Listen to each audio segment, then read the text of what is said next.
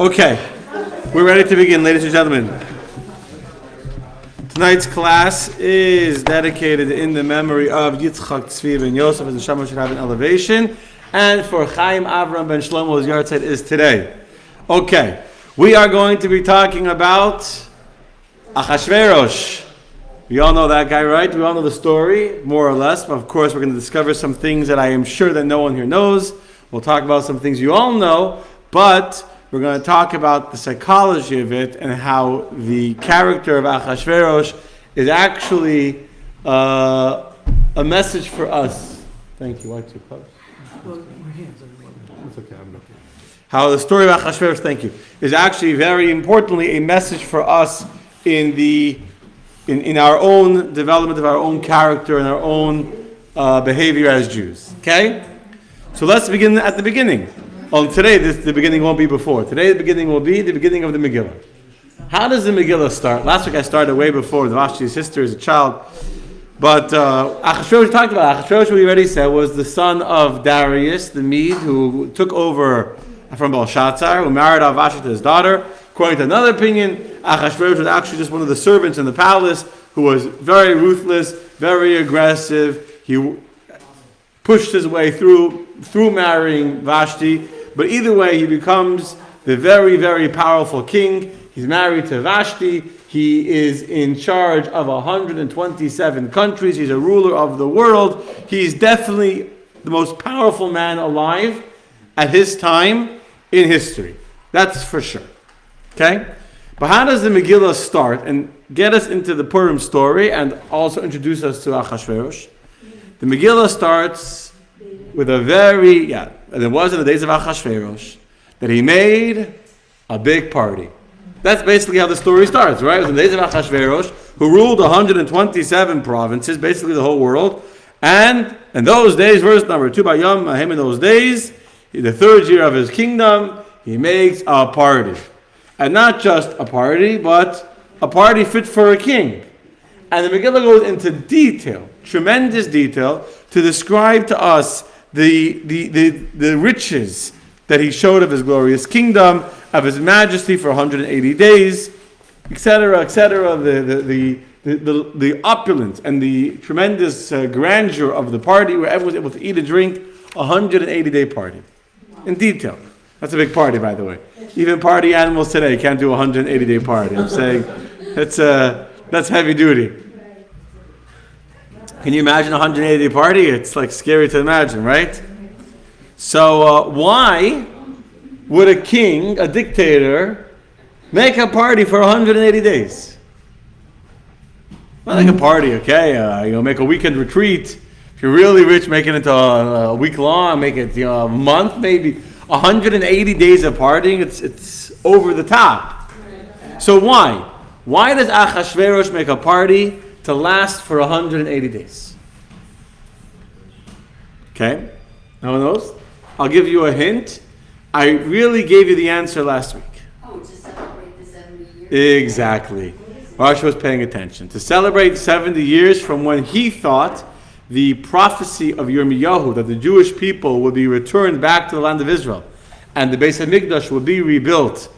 If you remember, there was a prophecy that was later even written down and sent to the Jews from Jeremiah, saying that the Babylonians will become in charge, they'll get power, but it's only for 70 years, and after 70 years, the Jewish people will once again go back to the land of Israel. So what happened to Belshazzar? If you remember, what happened to Belshazzar? He miscalculated the 70 years. He thought the 70 years was from when he had come into power. He made a mistake. So Achashverosh says it's from when the Jews actually went into exile in Babylonia. When the Jews which is when Mordechai went to exile, etc., which was, I explained to you the whole numbers last week, I'm not going to go through it again. The Jews took back the land, and eventually Nebuchadnezzar, he came into the land. When he came in, he didn't destroy the temple right away, but he very powerfully was able to take a large number of the leaders and the dignitaries of the Jewish people as slaves back to Babylonia. So he starts counting 70 years from now. He is living in fear, Achashverosh, that the third year of his kingdom will be the year in which he loses the Jew, when the Jews will leave the land and rebuild the Beis Hamikdash. It's a fascinating thing how much the non-Jewish kings were afraid of this prophecy of Jeremiah, how much they recognized the truth of the words of Jeremiah and how afraid they were. Now if you remember, I told you something else last week.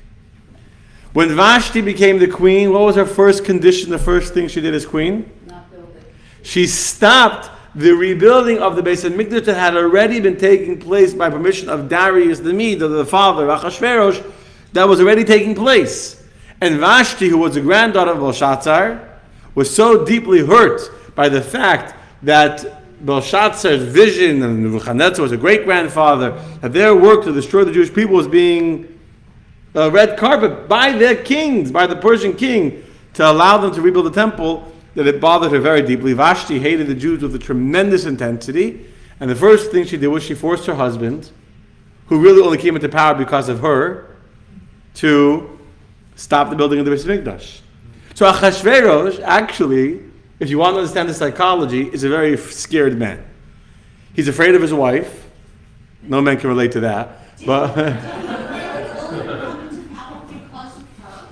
yeah. So first of all, it's a big debate.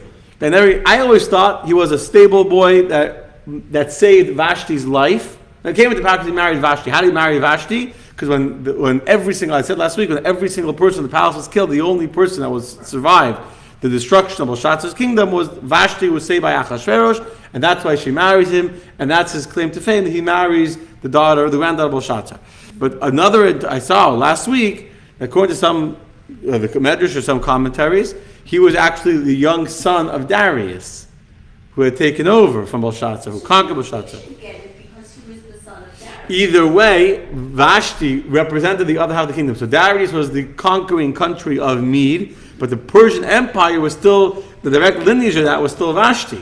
So what united, as I mentioned last week, what united the kingdom was actually, it's properly called the Persian Median Empire. That was Achashverosh marrying Vashti. His father didn't have that control.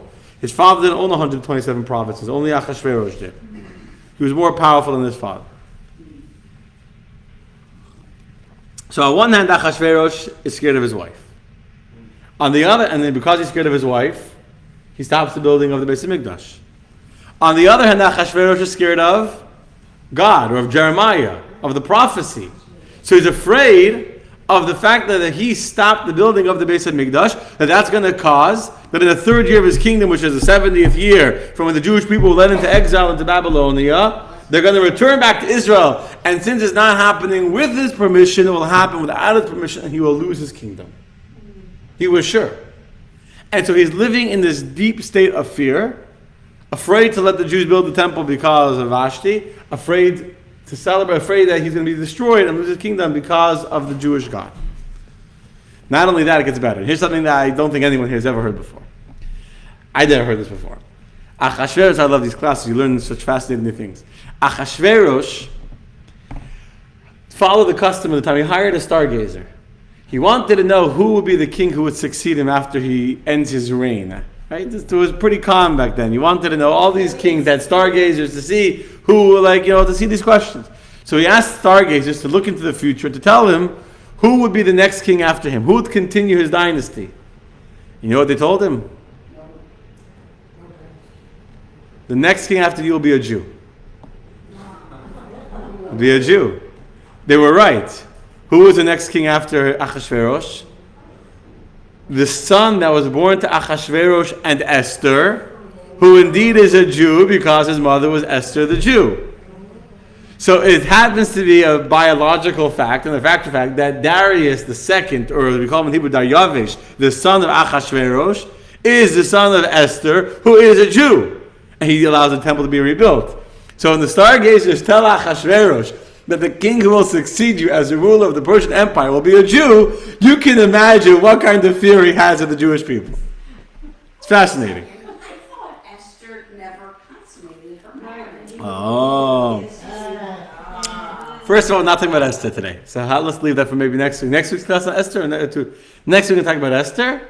We can talk about her act of bravery next week and what her relation. We'll talk about that next week. Deal? Stay tuned for the rated R. Marsha. We'll talk about it. Whoever's interested in rated R material, stay tuned for next week on the class on Esther. Deal, Marsha? Rated R next week. Stay tuned. This is like a hook. You got to get them in. Rated R. Rated R. Rated R. The story of Achashverosh, of Esther and her, the intimacy of Esther and Achashverosh is a story of its own. So I didn't plan next week's class here, but I will make sure we will talk about at what point she marries Achashverosh and how she was raped, and we'll talk about that. We'll talk about it next week. Let's save it for next week. We'll talk about it. No, we'll talk about it. Deal. Okay? So, this is the reason why he makes a feast for 180 days. He makes a feast for 180 days because he is so excited. So what happened at the end of the third year of his kingdom? The end of the third year of his kingdom is the end of the 70th year of the prophecy of when the Jews have been taken into exile into Babylonia. And when that date passes, when the year is over, he's so happy, makes a massive celebration. And at the celebration, he puts out all the wealth that he has, including all the wealth of the temple of the Beit HaMikdash. All the wealth. And he sits on this beautiful throne. I'll tell you another story. He wanted to make a throne like Shlomo HaMelech's throne. One of the great treasures that was taken from the land of Israel, when the land of Israel was plundered by the Babylonians, was a beautiful throne built by King Solomon. Now, the throne of King Solomon could be a class of its own. It was a fascinating throne. It had 6 steps before the throne, that's the actual chair that was on the 7th step. On each of the 6 steps, there were 2 animals on the side of the step. So I don't remember it all by heart, but on the first step, there was a lion and whatever it was. And when you would put your weight on the step, that would cause a trigger, and that the lion and the bear or whatever it is, they would lift their hand, their paw, to help him up to the next step. On the second step was a lamb and a wolf. That I remember for sure. And they would lift him, when he stepped on the second step, they would move. The animals on the side of the step would move to help him to the third step. The third step was a bird or something, and I don't remember, before whatever. The sixth step was there was a cat, and there was something else. The sixth step was an eagle and a dove. And then each step was different animals that helped him up the step. And then when he came to the top step, he would sit down. There would be another dove that would come holding the crown right over his head, so the weight of the crown wouldn't be resting on his forehead. Majestic throne. Achashverosh, this throne was taken when they plundered the land of Israel. They took this throne. Nebuchadnezzar tried sitting on this throne. You know what happened to him? Didn't work. More than it just didn't work. He got on the first step, and the lion on the first step gave him such a zetz, he went flying, and from then on he was crippled. He had a limp from them. In fact, it was called neche. Neche means the lame one. He had a limp from being beaten by the lion that pushed him off the throne that he tried to climb on. So he was never able to climb up onto the throne of King Solomon. Guess what Achashverosh did? At the end of 70 years, Achashverosh also tries to make himself, now the 70 years have passed, the Jewish God has not saved the Jewish people. They're still here in exile and they didn't rebuild their temple. Now, obviously, I can sit on the throne of King Solomon. And he too tries climbing up the throne. He too gets pushed off by the lion. And so he has his servant build a replica throne to be exactly like the throne of King Solomon. Like, Nebuchadnezzar. He was the one that destroyed the first temple. The great-grandfather of Belshazzar, great-grandfather of Vashti. Okay, anyway. What? No, yeah. So anyway, so he makes his party for 180 days. Now, in addition to celebrating, this is a tremendous celebration. In his mind, he has now become vindicated as the future emperor of the world. He has surpassed the God of the Jews. The prophecy of the Jews is not going to come true. He will outlive Jeremiah, and the Jews will never have their temple back, and everything is good. 180-day party, in addition to which he breathed all the vessels of the temple, and all that stuff. He makes the Jews sin. He wants to get them to, that's the whole story. This and that. After that party, you know what he does next? What would you do after a 180-day party? He makes another party. He makes a second party. The second party is only a 7-day party. It's only a 7-day party. You know what I'm saying? Just after a 180-day party, I wouldn't do any party, but okay, 7-day party. Who is the second party for? Of the Jews? For the people of Shushan. For the people of Shushan. The Megillah everything I'm telling you now is in the actual. So here the Megillah says that there were the hangings of the white fine cotton and turquoise wool and all that, and the drinks were served in golden vessels, all from the base of Mikdash, as we know, and the drinking was according to the law. No one was forced to drink. There was a custom back then to make what was called like some kind of pushka, where you would drink a large amount of wine. Like today, you go to for fraternity parties, and they drink a whole thing of beer in one shot or whatever. So he outlawed all that stuff to make you the Jews should sin by willingly. They'd be forced to drink non-kosher wine, and they could be held liable for their sins. Had to be done by choice. But anyway, after all this whole story and all that, comes the second party, where he makes a second party for 7 days. And it is at this party where Vashti also makes a party for the woman, and this is when Achashverosh calls to come to the party, and she refuses to come, as we discussed last week. Why does he make a second party for the people of Shushan? So actually, the Talmud and Megillah, the whole discussion if he was a smart king, a foolish king, and one of the people says he was a very smart king. Why? How did he know he was smart? He made a party for the people of Shushan because he was afraid that the locals that lived in the capital city would resent him for making a party for all the nobles and all the kings and ministers of all the different countries that were under his control, and then were forgotten. And what would happen if there would be a civil war or there'd be a rebellion, a coup? The local citizens wouldn't support him. We see what's happening now in Ukraine. The fact that the people of not just the army is the army, but it's the people in Ukraine that are fighting for their land. He wanted to ensure that in the capital city, the people of the city would be loyal and they would fight for him. And so he makes a second party because he feels insecure that the people of Shushan don't love him as a king. So he says to them, I made a big party for everybody else, now I'm going to make a party specially for you. Don't feel bad. And during this party, every single person in Shushan was invited. They were allowed to sit on the royal chairs, and they were treated like the same way the royalty and the noblemen had been treated in the first 180-day party. They were treated the same way. Whatever they wanted, they were given. Whatever their waiters running around giving them any kind of food, any kind of drink. But again, what was the real ultimate intention? That the Jews should be there, and the Jews should also get whatever they want. And at a moment's as a whim, they'll say, "I want to taste something." Should be a waiter immediately ready to go bring this to them. Okay.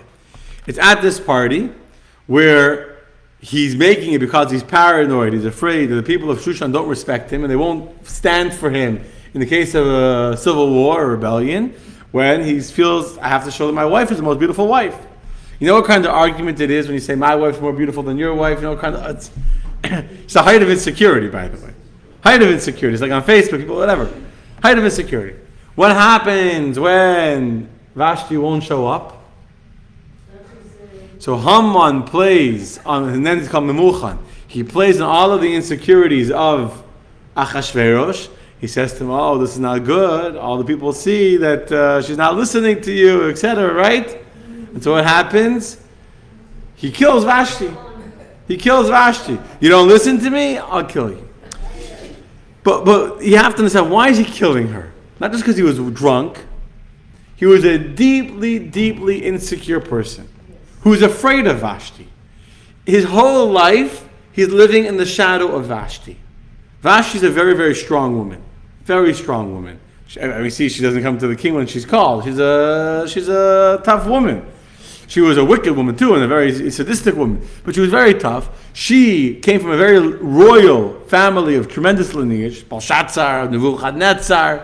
He maybe was from a king, maybe not. Again, different opinions where he came from. He definitely did not have the lineage or the carriage over the air that she had. He's afraid of her. He does whatever she says. He stops building the base of Mikdash, etc. So he's deeply insecure in the presence of his wife. When she publicly shows him that she doesn't feel the need to listen to him, every insecurity that exists within him is laid bare and vulnerable. And so it just took one person that wanted to kill Vashti to say, "You should kill her." He was like, "Let's kill her." You understand? In this context, you understand how insecure he was in her presence, knowing that he stopped the building of the base of Mikdash only because Vashti said. And he was afraid of that. And all of this fear that he's carrying within him of this girl that held it over. Remember, I told you last week what she said to him. My father would drink for 1,000 men, he wouldn't get drunk, and you have a little bit to drink, and you're already drunk, and But she's insecurity, or she's No. She was, I'm not coming. I'm not coming. She was very confident in who she was. She was evil, she was wicked, but she was very confident. He lacked confidence in his kingdom. And that's why, because he was unconfident and insecure, anyone that posed any kind of threat, he felt a need to destroy them or to flatter them. Flattery also comes from insecurity. When you feel the need to make a party just so you can impress the people of Shushan that they'll be loyal to you because you're afraid that they're not loyal, same thing. That comes from insecurity. Gets worse, by the way. Gets worse. You can see his insecurity. Haman goes to power because Haman knows how to play on the insecurity of Achashverosh. What's Haman's way into power? He knows how to manipulate Achashverosh exactly the way he wants to manipulate him. He's a genius at it. And so he tells Haman tells Achashverosh, the only way for people to respect you is if they bow down to me. Right? They got to bow down to me because I'm the servant of you and I'm your extension, etc., etc. So he convinces Achashverosh that they got to bow down to me. And Achashverosh agrees. And then he begins to tell Achashverosh, then no one's allowed to come into your presence without approval because you never know who wants to come. Until eventually reaches a point that there's a law in the land of Persia that no person is allowed to enter into the king's presence without being invited. And who controlled who got invited? Haman. So Achashverosh digs himself into a place where he literally is cocooned in his own little bubble, where no one can talk to him without the permission of Haman. He sees only what Haman wants him to see, only hears what Haman wants him to hear. Haman's controlling him like a puppet on a string, because Haman convinces him, I'm protecting you. And Achashverosh is so paranoid and so insecure and so doubting his own kingdom and his own greatness that he allows Haman to play on that and to control him. To the point that his own wife is not allowed to be with him without the permission of Haman. You understand how crazy that is? I mean, I know some men today that would love this idea. But you can only talk to me. I give you the what's it called? The remote control. I point my remote control at you, you can talk. Okay, now I turn it off. Back to but that's what it was like. If Rashi was so controlling, why didn't she see through it and Through what? Through Haman? Haman was a nobody till he killed her. Haman and Vashti already clashed once. If you remember, Haman was offended that she didn't invite Haman's wife. But wait, did you say that Esther couldn't see him without Haman's? Esther. What happened? Let's jump ahead for a second. When Mordechai finds out about the decree, he says to Esther, you need to go to Achashverosh and beg for mercy for the Jewish people. What does Esther respond? I can't go down. Let's read this. She says to Achashverosh, she says to her, yes. So she says,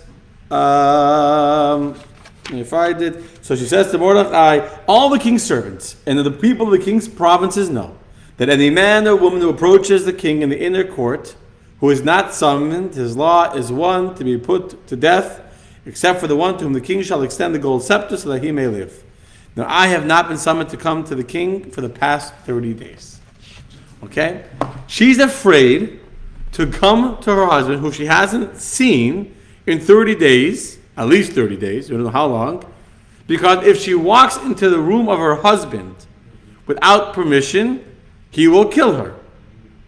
And I mean, it's a real threat. He's already killed his first wife. You know what I'm saying? Imagine you're married to a man, he's already killed your first wife.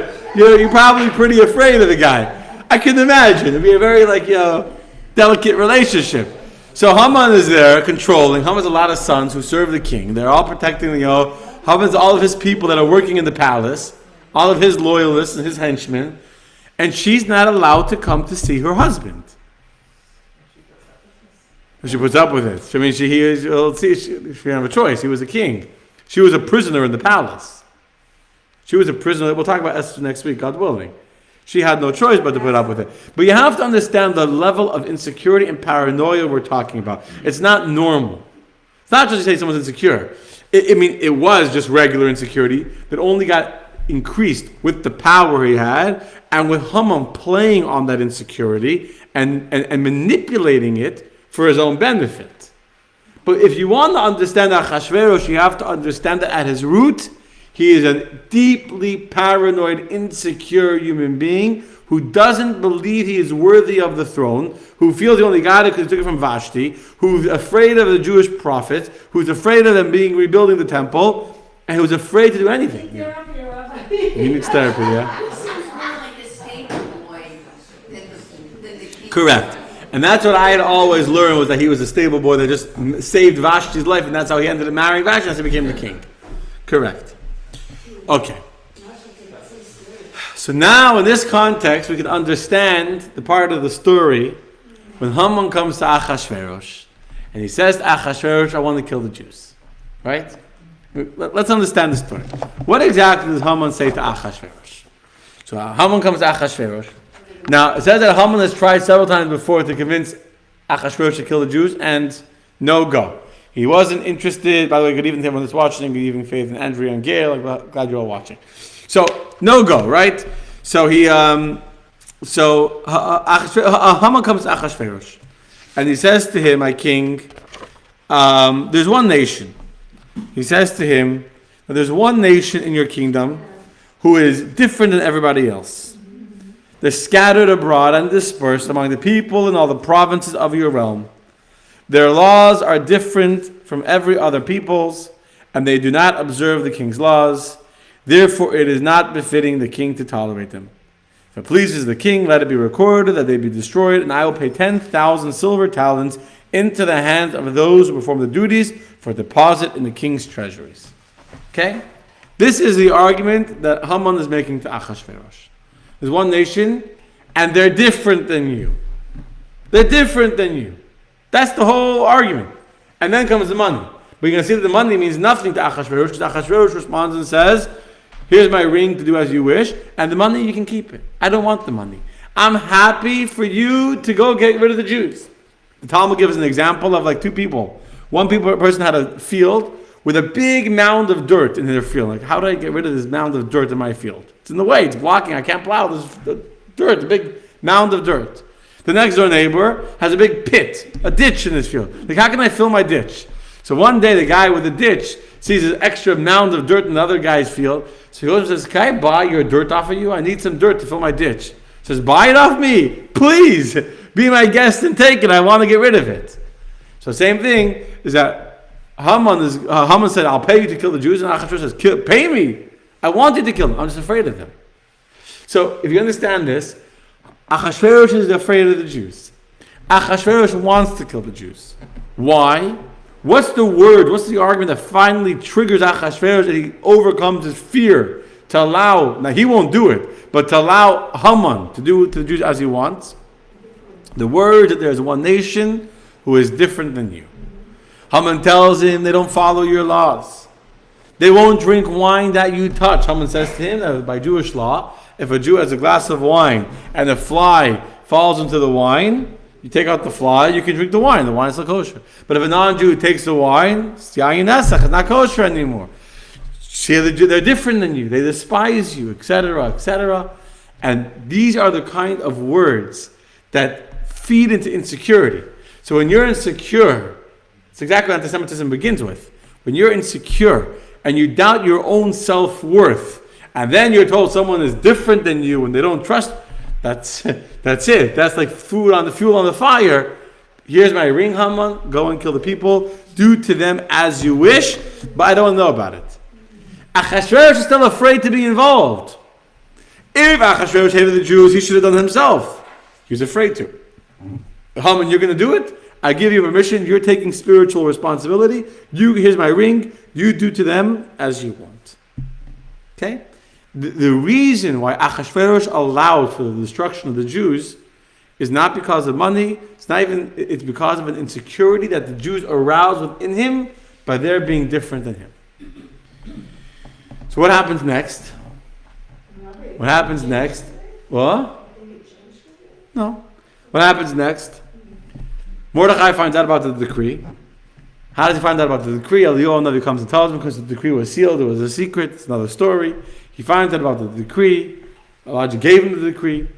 He goes and sends a message to Esther, telling Esther what's to happen. Esther first says, I can't go. My crazy husband will kill me if I even walk into his room. You know what I'm saying? It's dangerous to even get close to him. He'll kill me, literally. Interesting marriage. We'll talk about it next week. Next week we'll talk about the marriage of Achashverosh and Esther. We'll talk about it. And they lived in separate quarters. They had separate homes. They didn't eat dinner together. You know what I'm saying? She invites him for dinner. It's like a special occasion. It's a very, very unique marriage. So finally she agrees. All the Jews should fast for me for 3 days. And after 3 days I'm going to go to see the king. Right? For 3 days she fasts. And after 3 days she comes to Achashverosh. She comes to Achashverosh. There were 7 rooms leading into the actual inner chamber where Achashverosh was. And she's going into the rooms. First, Achashverosh didn't want to look at her. So the Medrash says. I saw a whole bunch of different, the Sochetov and the Medrash and the Yalk. He didn't want to look at her. The angels turned his face that he had to see her. He's looking at Esther, and she comes. And even though she had been fasting for 3 days, her face is glowing like an angel. He tries to turn away. Why did he not want to look at her? He was afraid of her. He was afraid of Esther too. If anyone had him invited to his palace. So it says he was afraid to look at her. He tried turning away. The Medrash says, the Zohar Tov says, that when she came into the chamber, he tried turning away from her. And the angels came and turned his face that he couldn't look away. But why didn't he want to look at her? He was afraid of her? I don't think he was afraid he would do that. He was, when you're in such a deep state of depression, paranoia, someone walks in without your permission, like what are they doing in my space? You're going to see how it gets worse, the paranoia. He wants to reject her. And then he wants to turn the scepter, his golden rod. He wasn't going to turn it. The angels turned it towards her. And actually a miracle happened. And the scepter, the golden rod, got long, extended, until where she could touch it. From the 4th room. She went from the 3rd to the 4th room, then the 5th, 6th. She comes to the 7th room. At that point, his compassion for her was overwhelmed. Now that he saw her up close, he was trying to turn away. Then as she came closer, he got overwhelmed. He stood up and he put his arm, and she saw that she was trembling.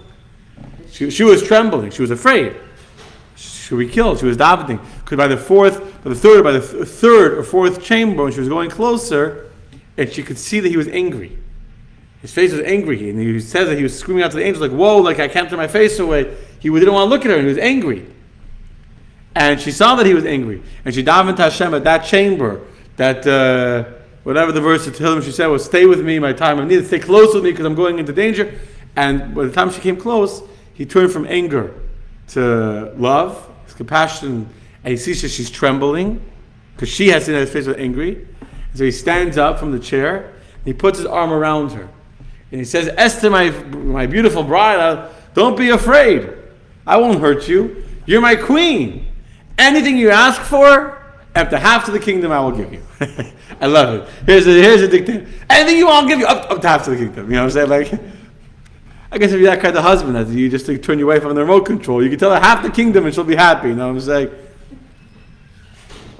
So anyway, she says to him, now. Did he know that the angels were controlling him?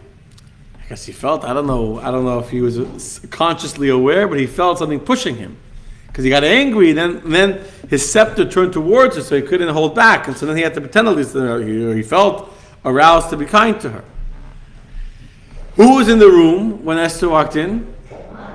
Haman wasn't there, but Haman's sons were there. Haman never left Achashverosh alone. Haman had many sons, more than 10. 10 sons that we know were hung on the gallows, but he had many others from other wives, from other whatever. So he always had people with Achashverosh. He kept control, very tight control. Haman was a control freak. And so the sons of Haman are there. And they see Esther walking. They can't do anything, obviously. But she knows that I can't ask for anything now in front of all these people. Plus, I can't even invite Achashverosh to the palace, to my chambers alone, because Haman is going to right away get very suspicious.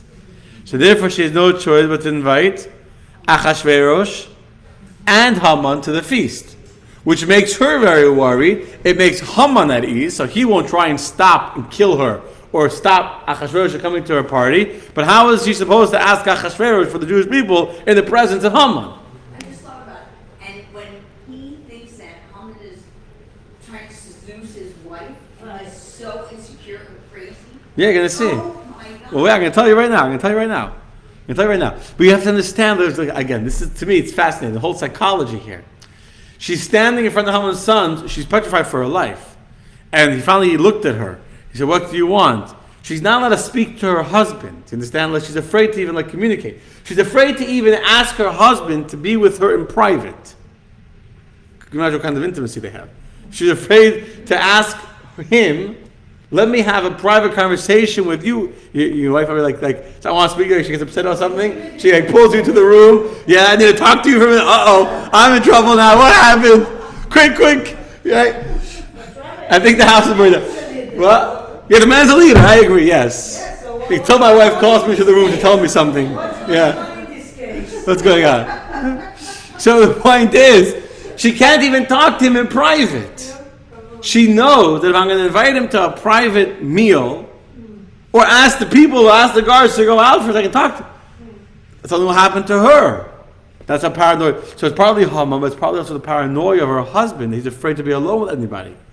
Even her own husband, his own wife.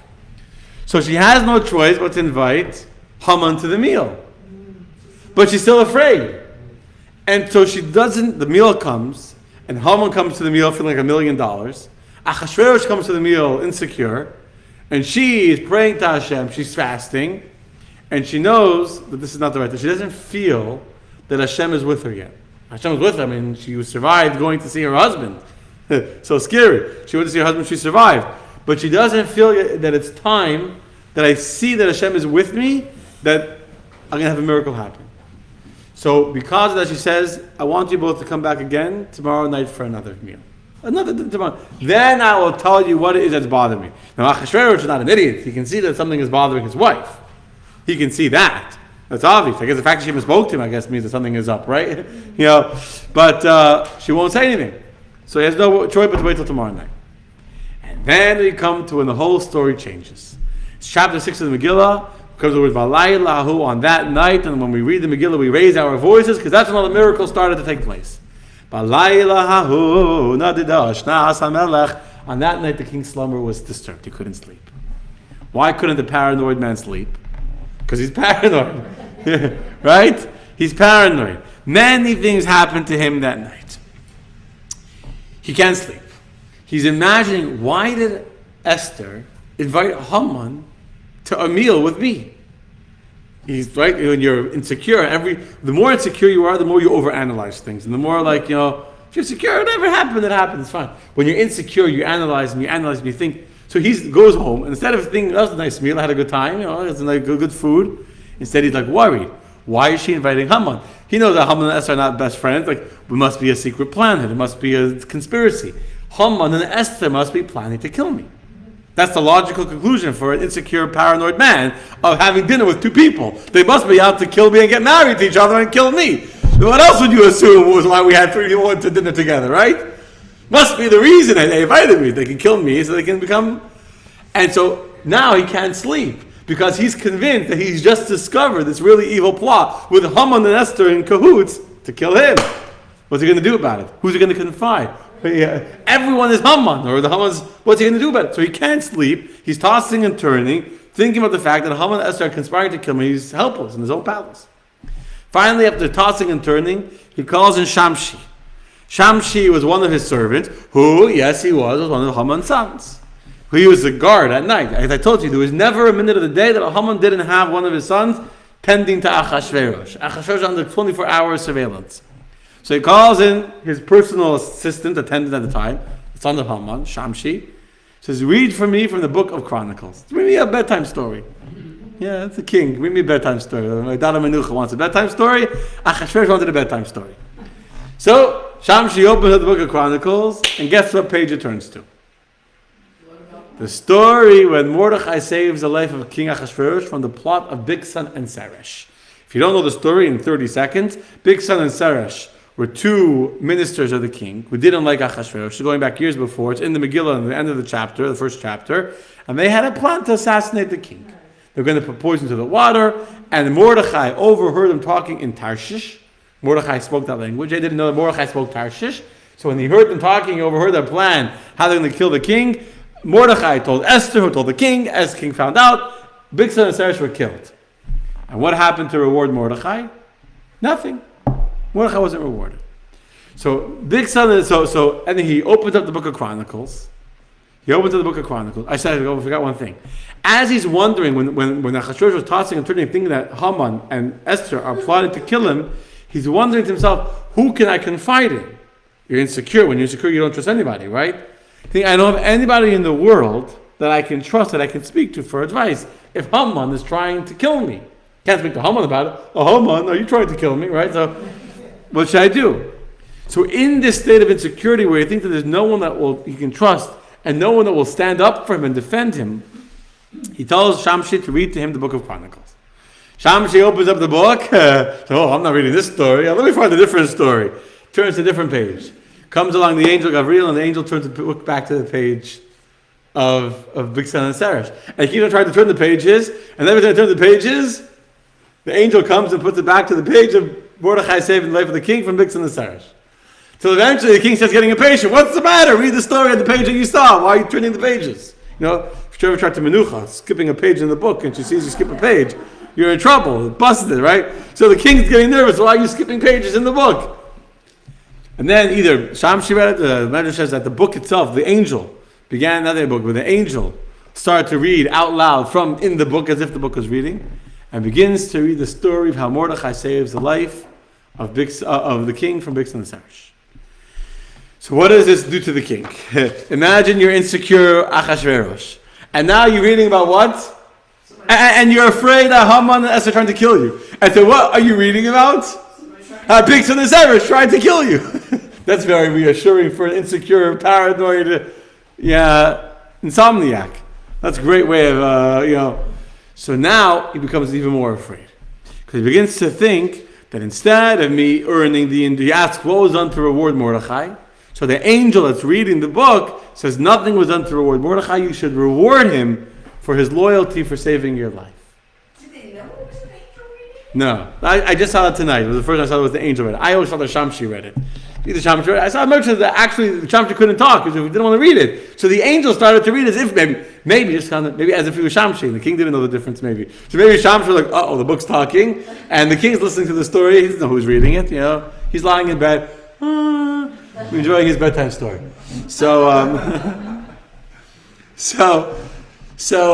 Anyway, he hears the story being read to him. How Mordechai should be rewarded.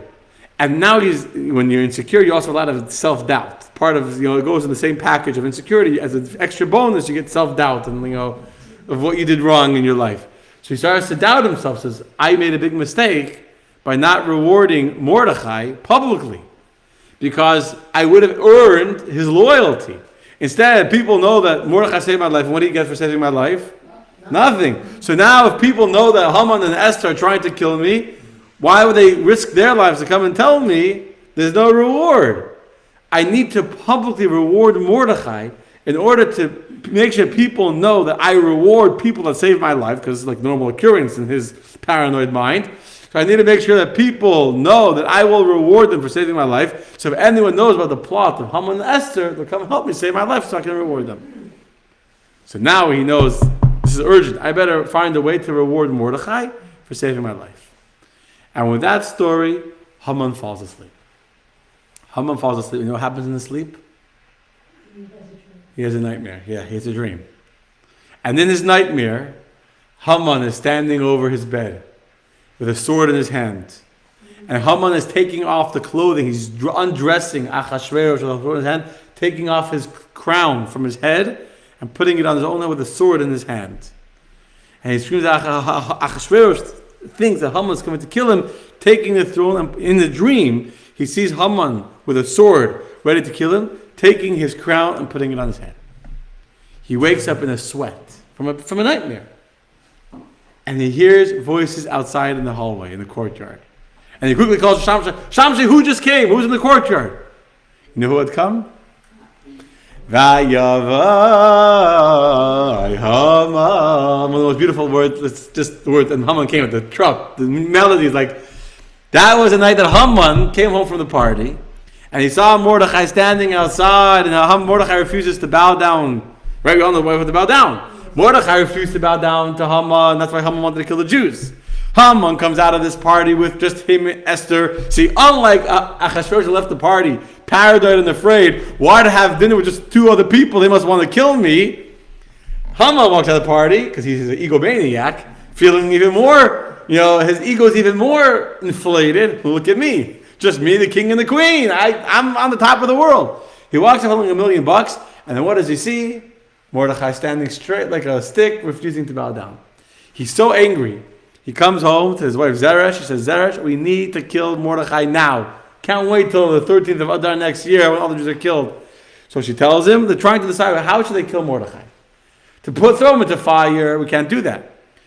Avram was saved from Nimrod in the fiery furnace. To throw him to the lion's den, Daniel was saved from the lion's den. To drown him, Moshe was saved from drowning. The fiery furnace also was Hanani, Mishael, and Azariah were thrown to the fiery furnace, and they survived.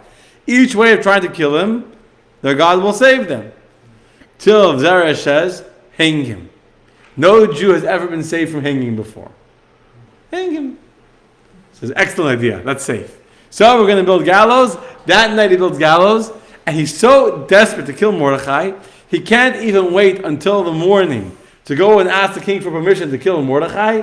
That night, in the middle of the night, he goes to ask the king for permission to kill Mordechai. So the king just woke up from his nightmare, and in his nightmare, Haman standing over him with a sword, ready to chop off his head and take the crown, put it on his own head. And then who's in the courtyard? Haman. So Haman, who's there? Haman? And the king says, let him come in. He walks in. Now what's on the king's mind? It's urgent. I better publicly reward Mordechai fast for the fact that he saved my life. Because this is any minute, Haman can kill me. He's outside of the court. If I didn't wake up, he would have killed me. That's what he's thinking. In his dream, Haman came into his room and killed him. So he woke up, so Haman didn't kill him. But I better quickly get some help before Haman does kill me. So before Haman has a chance to tell Achashverosh why he came to Achashverosh in the middle of the night, Achashverosh says, Haman, you're just the man I wanted to speak to. I have a question. I've been up all night thinking about this. What should I do to honor someone who deserves honor? How should I honor the person that the king wants to honor? And of course, this is coming, the question is being asked by a deeply insecure man who thinks that the whole world wants to kill him, and he's trying to earn favors from people to protect him.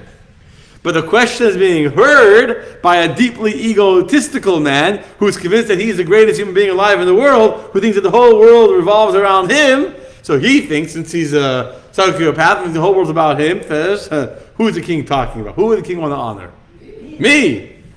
Listen to the next verse in the Megillah. I really should have printed it out so you can see, but it's fine. So he says Haman says to Achashverosh, wrong page.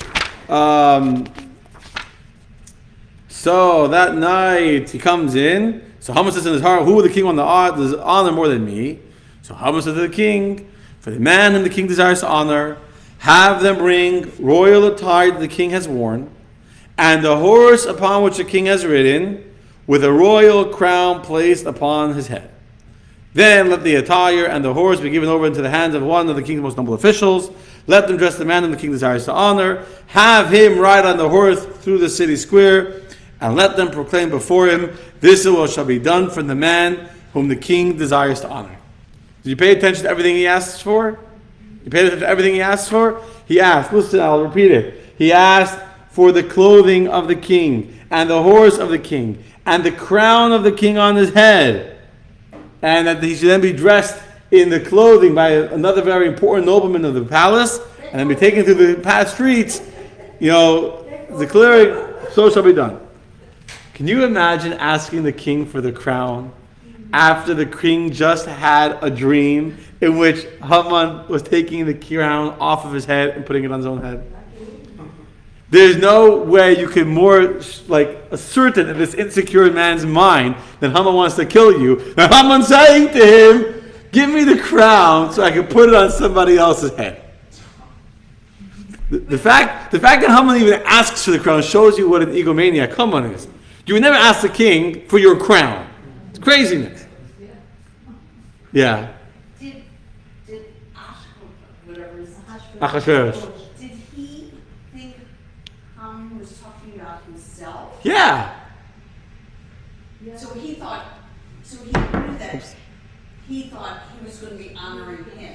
Yeah, I guess Achashverosh knew that Haman thought it'd be him. I guess, yeah.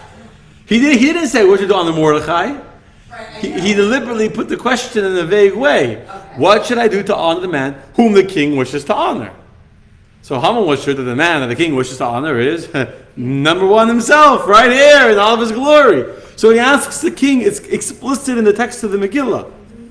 It's explicit. Give him the clothing of the king that the king has worn, the crown, the horse, the sus, the horse that the king rides on, the king's own personal, magnificent white horse. It's lost my place. Yeah, and put the crown of kingdom upon his head. And then give the clothing to another minister, he thought that would be Mordechai, to dress him and lead him through the streets, saying, so should be done to the man the king wishes to honor. Haman, when Achashverosh hears this, Achashverosh knows that Haman wants to kill him.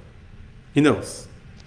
So he's even more desperate to honor Mordechai. So he says quickly to Achashverosh, so the king says to Haman, Maher, quickly, it's urgent in the middle of the night. Don't waste time. Take the clothing, Kachas al-Vosh, take the clothing, V'yasasus and the horse, as you spoke, V'asei and the Mordechai HaYehudi, and do this to Mordechai the Jew, who is sitting by the gate of the king. Don't miss anything from everything that you spoke. Very many words here. I can tell you a lot of midrashim now. So he does not say the crown. That's why I'm reading it inside. You'll notice, he says clearly, take the clothing, take the horse, but he does not mention the crown. And Haman realizes he misspoke. Haman at that moment knows he went too far. Haman's smart. He's an egomaniac, but he's smart. He realized he went too far. It's too late now, but he went too far. So he starts, but I'll tell you some other really cool midrashim on this verse. So Haman hears, take the clothing and do this to Mordechai. Which Mordechai? What are you talking about, Mordechai? I don't know Mordechai. She says, Mordechai HaYehudi, Mordechai the Jew. She says, which Mordechai the Jew? There's a lot of Jews called Mordechai. The Mordechai the Jew that sits by the gate of the king. Mordechai HaYehudi. Hayoshe b'Shar HaMelech, the one that sits by the gate. You know which Mordechai, not just a Mordechai, not a Persian guy called Mordechai, not even the Jew called Mordechai, the Mordechai that's my noble, that sits by the gate, that's by the king's gate.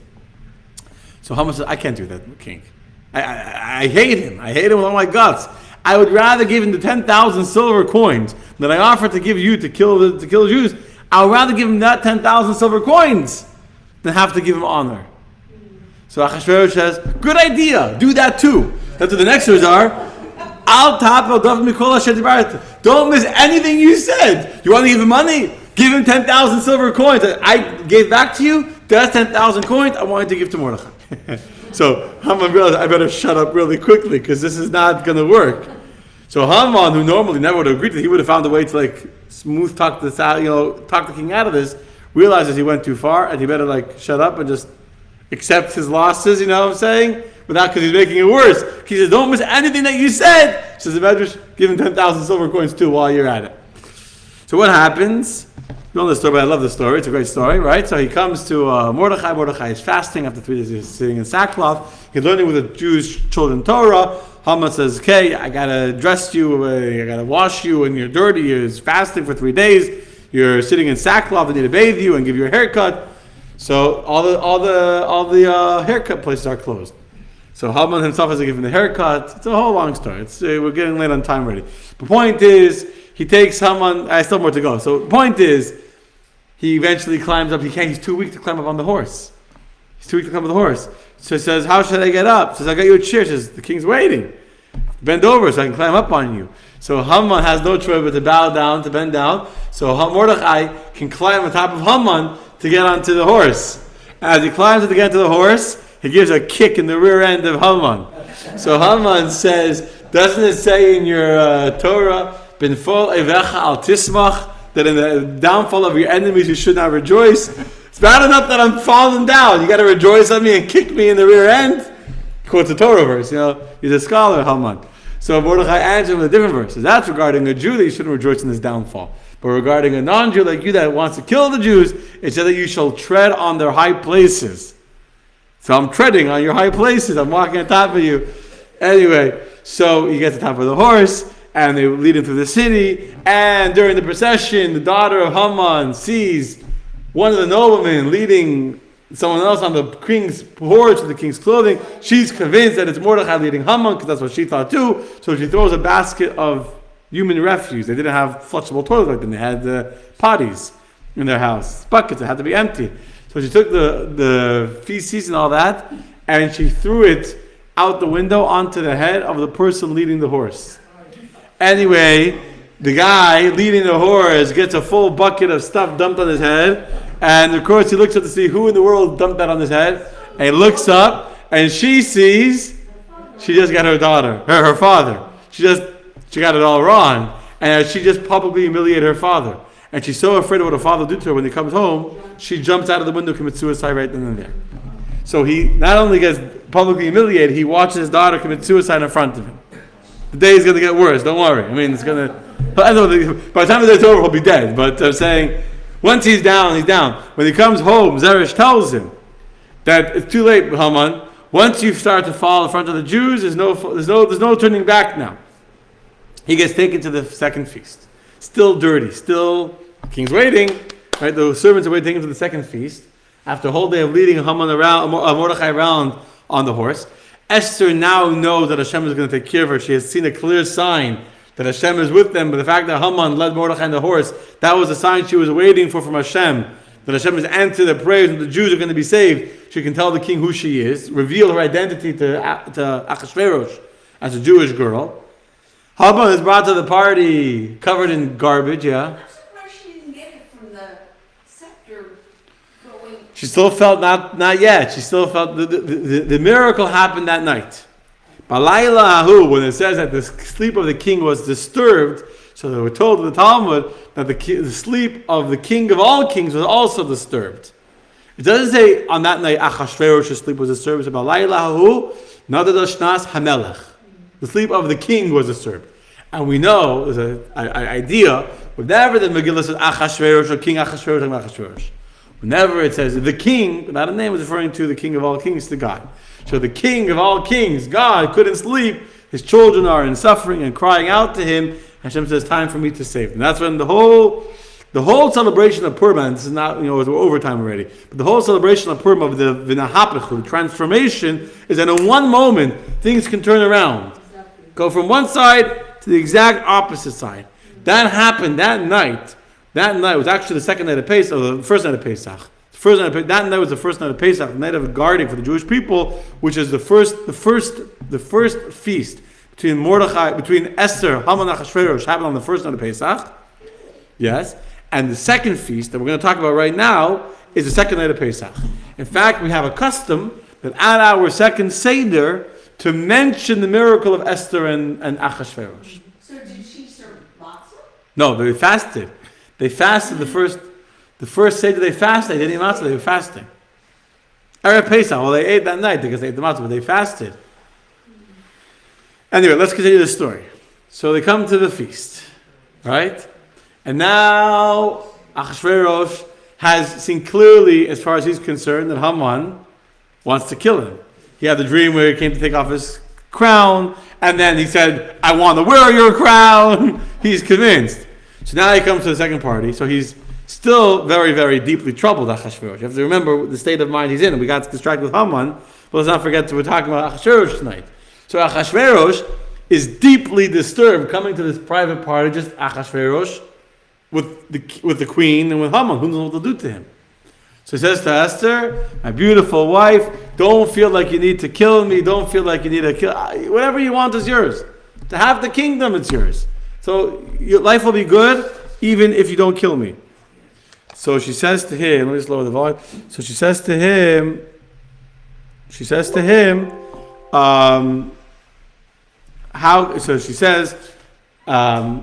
reveals her identity to the king. And what does she say to the king? She says to the king, how could I be silent? Let me find the exact words. Wait, is Haman there? Haman's there. She says, if I have found favor in the eyes of the king, and if it's good in the eyes of the king, give me my soul as my request, V'ami b'vakashasi, and give me my people as my petition. For we have been sold, I and my people, to be destroyed, to be slain, and to be exterminated. How we've been sold as slaves and maidservants, I would have been kept quiet. But how can we be quiet when we're going to be killed? When Achashverosh hears this, he says, who is this? Who is possibly a person that could desire to kill my queen? How could anyone ever even think of doing such a thing? I'm going to lose power. I'll just plug this in 1 second.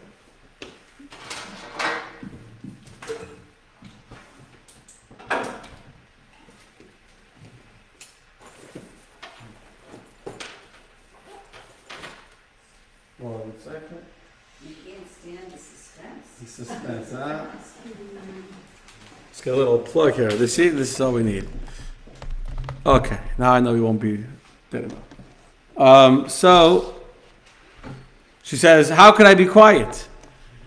We're going to be killed. And Achashverosh says, who is this that wants to kill my queen? Who is so evil to possibly want to do such a thing? She points to Haman. She says, this evil man. This is the one that wants to kill your wife. He thinks she's going to kill them both. No, and by the way, what did Haman do to his first wife? Who killed his first wife? Haman. Haman was the one that killed his first wife. And now Haman wants to kill his second wife. And he gets really, really angry. He runs out of the room. Doesn't know what to do. He runs out of the room. And there he sees people chopping down the tree. They were actually angels set by Hashem. And he says to the angels, why? They didn't know the angels. They looked like people. Why are you chopping down the tree? She said, Haman told us to chop down the tree to make gallows, to hang Mordechai. He goes running back into the palace. And what happened at that moment? Achashverosh, Haman fell on his hands and knees to beg Esther for mercy. When Achashverosh comes back in, the angel pushes Haman against Esther. And it looks like he's attacking Esther right there in the palace. And he says, that's it. Haman is the one that's trying to kill me. He's the one that's trying to kill my wife. He should immediately be taken to be hung on the very gallows that he built for Mordechai. He should be taken to be hung, and Haman is hung. There's more to this story, but let's go to the final question I want to ask you. What changes from when before Esther reveals that she's a Jew, to after Esther reveals she's a Jew? Why did Achashverosh agree to kill the Jewish people? So we said earlier tonight, because there's one nation that's separate and different than everybody else. They're scattered amongst our people. They have a different set of laws. They have a different set of values and morals and ethics. They're different than us. So how could I let them live in my nation? They arouse all the insecurity of Achashverosh is aroused by these Jews that are different than us. What happens? What does Esther say to the king? I'm a Jew. So therefore what? Why does that change the argument of Haman? How is the argument of Haman that the Jews are different than everybody else and don't deserve to live? How is Esther answering that question? Or that charge, rather? Because he realizes she isn't different. She is different. She's a Jew. She's a Jew. Okay, so my wife is a Jew, so I'll save my wife. When she asks for a nation to be saved, when Achashverosh says, how does Achashverosh respond? She says, we have been sold. For how we've been sold, we're quiet. But we have been set for extermination. We're going to be killed. What's the response of Achashverosh? Mihu zeh, the Ezehu. Who is this? Where is this person that dared to do this, that filled his heart with such evil to do this, to kill the Jewish people? And she points to evil Haman. This wicked man Haman. And he doesn't, he went from, Haman, please kill the Jews. I don't even want money from you for killing the Jews. I'll be happy for you to kill the Jews, to, who is this person that even dared to think about killing the Jews? What switched? He realized that Haman was But this is before he knows it's Haman. But This is before he knows it's Haman. After she says it's Haman, then he says, it's Haman, he's a troublemaker. Before that, he just says, who is this? He didn't know it's Haman. maybe it's because he thinks that Haman wants to kill the Jews because he's paranoid about Haman killing him. So if he kills the Jews, maybe he thinks, oh, the Jews were going to save me, or that's... But that's not what she's saying. She doesn't say the Jews are going to save you. All she says is, I am a Jew. Surprise! I'm asking you to give me my life as my request, and my people as my petition. Okay? We're destined to be killed. I want you to save us. So he didn't say, all right, Esther, I'll save you because you're my queen. Or I'll save you people because I love you. That's half. You asked for half my kingdom, that's half my kingdom, you got it. Doesn't say that. He gets angry. He becomes angry. And he says, Mihu zeh ve'ezehu. Who is such a person? Where is he? Asher malay libay la'as that he filled his heart with such evil to do this thing. He's shocked that anyone could even dream of killing the Jews. You just wanted to do it yourself. You gave permission to do it. Now he's like shocked. Who's such a person that can even dream of doing this? He says, oh, it's Esa Haman. Oh, that's the problem. He went well, he was Haman, and he runs out and he's afraid to kill Haman. Until he comes back in and sees her attacking him, he kills Haman. What changed? Is it because of the difference? Now he doesn't see a difference?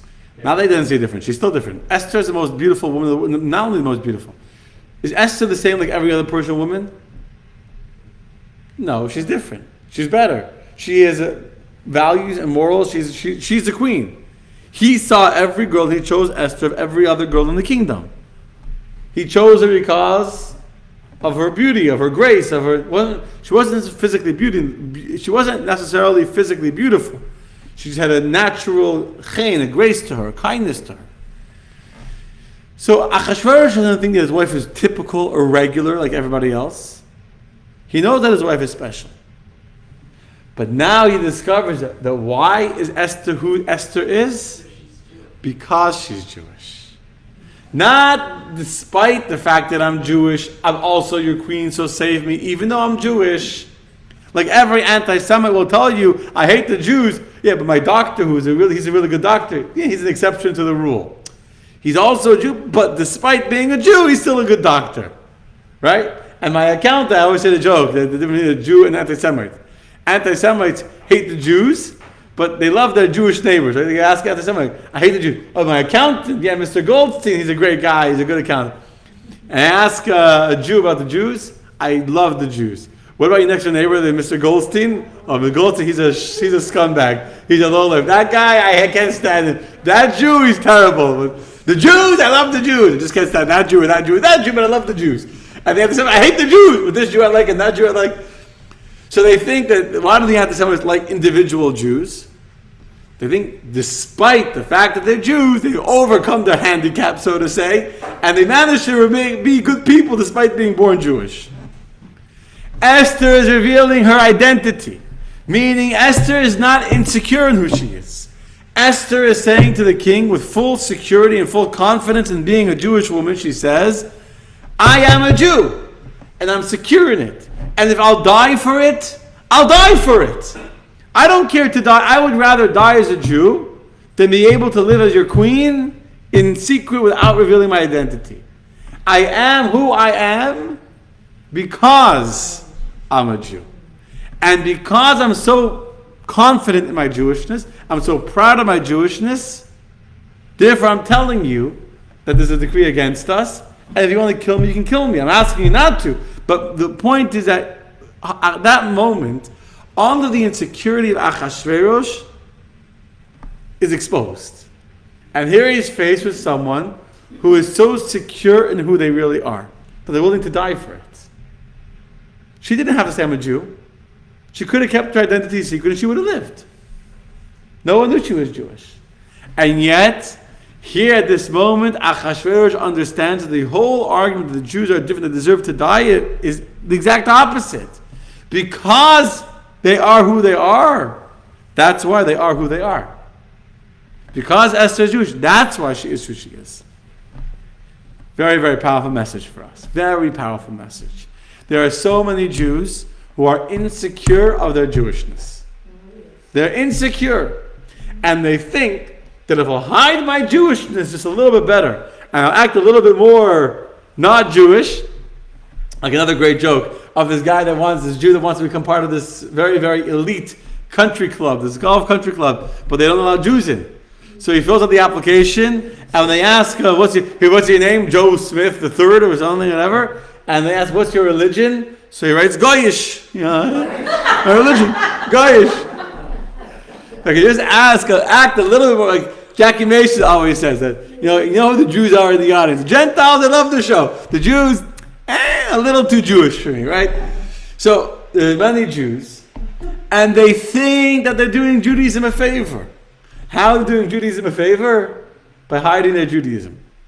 If I'll be more integrated into society, and I'll be a little bit more American, a little bit more, classy and more cultured and more sophisticated, I'll know more about American society, then I'll be able to represent the Jewish people better. Then people will respect the Jewish people. But if you're going to walk around with a beard and a yarmulke and tzitzis and say, I'm a Jew and I'm proud of it and I'm so secure in my Judaism that no one can intimidate me and no one can make me feel embarrassed for who I am, I'm proud of who I am, you're going to cause anti-Semitism. You're going to cause the world to hate us because you're too Jewish. What made Achashverosh take away the decree against the Jewish people was not someone who was insecure in their Judaism. That's what creates anti-Semitism, is insecurity. When someone stands up and says, I'm who I am because I'm a Jew, and I'm proud of being a Jew, and this is my identity, and I'm so secure in my identity, I'm willing to die for my identity. That's when the decree against the Jews falls apart. That's when it doesn't begin. Not only have to disprove the argument of Haman to try and justify why we are who we are. The whole argument doesn't begin.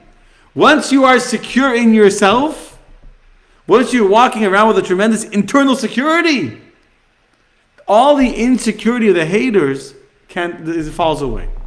The hatred only begins when we're insecure.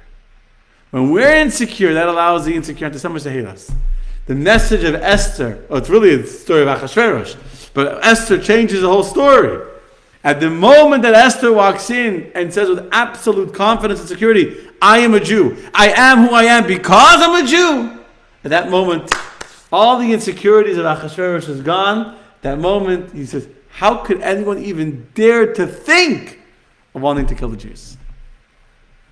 I'll tell you a story. It's a little late, but I had a story I was going to share about Rabbi Feller. Moshe Feller was a Chabad Shliach in Minnesota. It's a long story, but the point is he went to go meet Professor Velvo Green. Velvo Green at that time was an atheist professor, a big NASA scientist, whatever. And he came to meet him, and Velvo Green was not interested in meeting him. He said, I'm busy. If you want to check, I'll leave you a donation. He said, no, I want to meet with you. Anyway, I'm making a long story short. He finally gets a 5-minute appointment. And at that appointment, he was waiting a long time for the appointment. It was getting dark outside. He was waiting a long time. And Velvo Green was busy with other things. Finally, at the end of the day, he comes out, he's like, I'm going to leave you 5 minutes, Rabbi. He goes into the conference room and he sees out the window that the sun's setting. The sun's about to set. So he turns to Velvo Green. So with all due respect, I know I came to meet you, but God is more important. And I already have a meeting scheduled with God before the sun sets, and I got to pray mincha. Another 5 minutes, like 3 of it, he davens mincha. You know what I'm saying? He turns around, he davens facing east, and then he talks. So after, Velvo Green had never seen this in his life. Someone who really believed in Judaism. So here's the best part. And this part of the story I didn't always know. They meet. Gives him a check, whatever. Velvo Green runs after he leaves. He goes there, picks up the phone. He calls his wife and says, I found it. I found him. Found it, I think. He says, what did you find? He was all excited. He was so excited he could barely talk. He says, I found it. He says, what's it? He says, a real living Jew. So what are you talking about? They were very active members in their Reform Temple. They had a book club. And in the book club, they would read a book and they would talk about it. So the last book club, 2 months before, the book had been a very, very well-researched historical book about the times of the Crusaders. And during the times of the Crusades, there were whole communities of Jews that were killed, given a choice to convert or to be killed. Right, that was the whole Crusades, right? You know the story. The Crusaders came on the way to redeem the Holy Land. They came to the Jews with the sword in one hand and the cross in the other hand, convert or die. And people were given the choice to convert or die, and they chose death over conversion. Like Esther, that chose death, and rather living in secret as a princess, as a queen, if she's a Jew. And so their whole book club, they were discussing, is there such a thing in the world still alive today? Does it still exist in the world, the concept of a Jew that will be willing to die rather than to be killed by the Crusaders? And in this book club of Jews, they were talking about it, they all agreed that if someone came to us with a gun or a sword and said, convert or die, that they would have to convert. They would have to save their lives. And they were discussing, they're living in Minnesota, they've never seen a religious Jew. Does it even exist a Jew like in the historical times of the Crusades that believes in God so much that they'd be willing to die for God? And then into his office walks a relic of history, walks a real living, actual human being that he is sure would die for God. He saw the way David Mincha in the middle of the meeting. So he calls his wife, I found it, a real living Jew that would actually die for God. She says, we have to see him. So the next show, in the next book club, he was like show and tell. Show and tell, a Jew from the old times that's still alive, an actual real Jew that will be willing to die for God. That's the beginning of the end. You became a religious Jew, you became a chassid and all that. Point is, when you are so secure, you would think I screwed up big time. I'm supposed to meet this very famous scientist from NASA and impress him and talk to him and all that. But when you're so secure in who you are and why you are and what we represent and who we stand for and what we are, our security destroys all the insecurities, fall apart in the proud Jew that's proud of who they are. Good night, my friends. Laila Tov. Laila Tov. Thank you. Yes. Thank you.